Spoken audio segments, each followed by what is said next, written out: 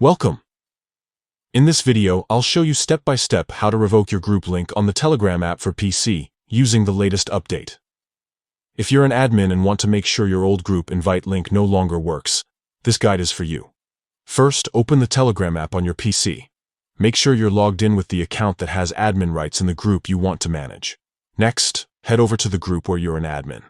You'll find your groups listed on the left side. Just click on the one you want to update. Once you're inside the group chat, look towards the top right corner of the window. You'll see 3 vertical dots. Click on them to open the group options menu.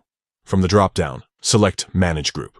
This will take you to the group's settings page, where you can control all the important features and permissions. In the settings menu, find and click on Group Type. This section is where you manage how people can join your group and view your current invite link. Now, you'll see your group's invite link displayed. Next to the link, there are 3 dots. Click on these to open more options for your group link. From the menu that appears, choose Revoke. Telegram will ask you to confirm this action. Confirm your choice, and the group link will be revoked immediately. Once revoked, the previous invite link will no longer work, and anyone who tries to use it won't be able to join your group.